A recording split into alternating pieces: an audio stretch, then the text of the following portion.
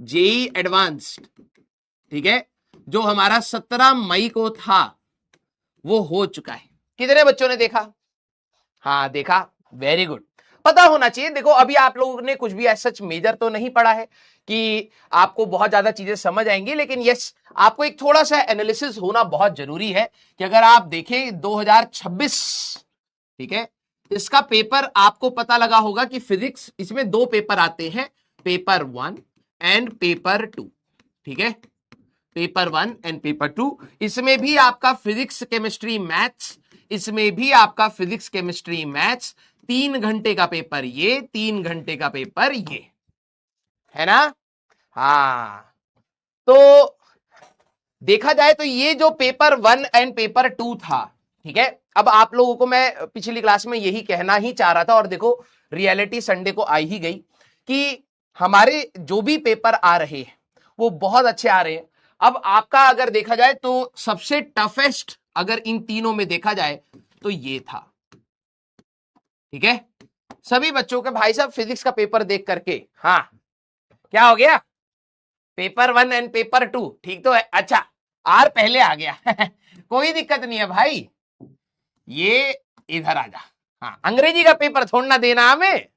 हाँ यस, तो फिजिक्स का जो पेपर था वो इन तीनों में सबसे टफेस्ट था, और अगर देखा जाए फिजिक्स का जो पेपर 1 था ये अगर टफ था तो ये टफेस्ट था, मतलब ये बहुत अच्छे लेवल का पेपर सेट किया गया था।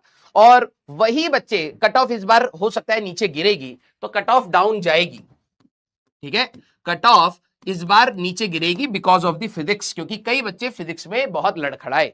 अब बात यह है कि फिजिक्स का जब पेपर आप समझें कि किस तरीके से हो रहा था, it was purely purely purely conceptual. जिन बच्चों ने, देखो एक चीज मैं आप सभी लोगों को बता रहा हूं कि आपकी यहां पर 3 प्रकार की तैयारी होंगी। एक होगा आपका बोर्ड्स, जो बच्चे स्कूल स्कूल स्कूल चिल्लाते रहते हैं, फिर आपका होगा जेई मेंस, ठीक है, और फिर आपका होगा एडवांस्ड। अब ध्यान से सुनना, यहां पर आपको अपनी थ्योरी बहुत इंपॉर्टेंट है, थ्योरी, डेरिवेशंस एंड रिप्रेजेंटेशन। कुछ बच्चे क्या होता है कि सिर्फ अच्छे अच्छे सवाल लगाते हैं, ध्यान सुनना मेरी बात, कुछ बच्चे होते हैं सिर्फ अच्छे अच्छे सवाल लगाते हैं, और फिजिक्स का पेपर अगर मैं बोलूं तो बोर्ड्स का भी अच्छा खासा आता है, ठीक है। तो कुछ बच्चे होते हैं कि भाई हम तो सिर्फ टफेस्ट से टफेस्ट सवाल लगाएंगे तो बोर्ड्स में ही निपट जाते हैं। यहां पर आपको 75% प्लस आपको जाना पड़ेगा, तब जाकर के आप किसी काम के बनेंगे। फिर आपका आता है जेई मेंस, अगर हम लोग इसकी बात करें तो ये कहीं ना कहीं अभी तक फॉर्मूला बेस्ड आ रहा है।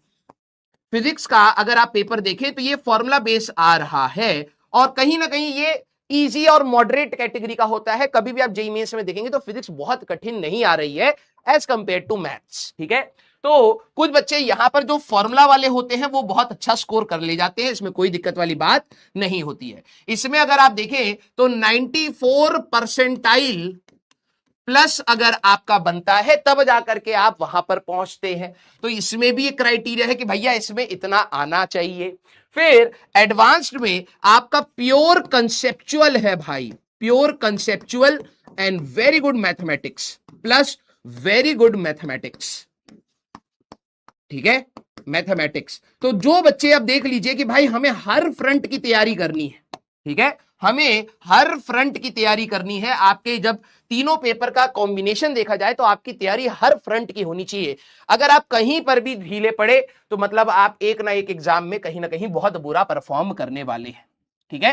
तो मैं आप सभी लोगों को कह रहा हूं कि जब हम लोग यहां पर पढ़ेंगे बेटा तो आपको समझना है कि जब मैं थ्योरी पढ़ा रहा हूं तो वो कहीं ना कहीं इसका है, फॉर्मूले की अगर एप्लीकेशन है तो वो कहीं ना कहीं जेईई मेंस का है, और अगर हम बिल्कुल कंसेप्चुअल और अच्छी मैथमेटिक्स में घुस रहे हैं तो रोना पीटना नहीं है, ठीक है। अगर आप रोएंगे पीटेंगे तो एग्जाम में आपको वो चीज असर दिखेगी, आपको समझ आ जाएगा कि यार ये तो मेरे से गलती हुई, मेरे को अच्छी मैथमेटिक्स वाले सवाल लगाने चाहिए थे। समझ आई बात सारे बच्चे? यस और नो? सारे बच्चे यस और नो? ठीक है सर, परसेंटाइल क्या होता है अभी छोड़ दो, धीरे धीरे करके आप जान जाओगे।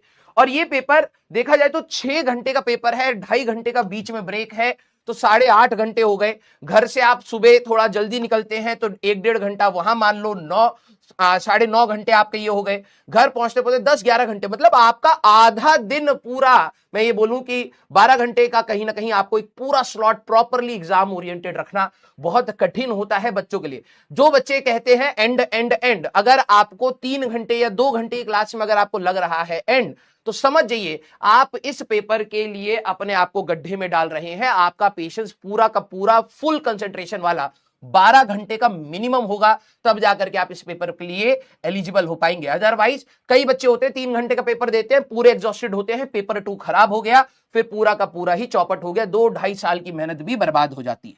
तो ये पेपर आपको हर लेवल पर टेस्ट करने वाला है, ठीक है। तो जब भी आपको क्लास में कोई भी चीज बताई जाए तो प्लीज बी सीरियस, पूरे फोकस के साथ पढ़ने की कोशिश करिए, क्योंकि बहुत वास्ट सिलेबस है और बहुत अच्छे अच्छे सवाल यहां पर पूछे जाते हैं, तो उसका कंसेप्चुअल इंफॉर्मेशन आपको क्लास में ही पता लगेगा। तो प्लीज इसको हल्के में मत लीजिएगा। क्लियर है क्या? यस सारे बच्चे, यस और नो? हाँ, इस बार रुड़की ने सेट किया था पेपर, और रुड़की जब भी सेट करता है थोड़ा कैलकुलेटिव होता है, ठीक है।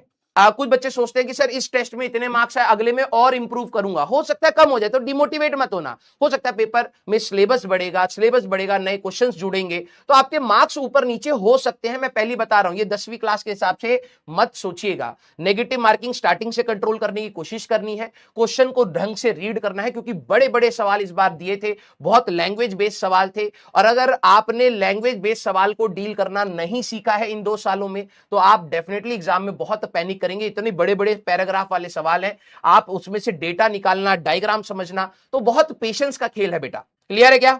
यस।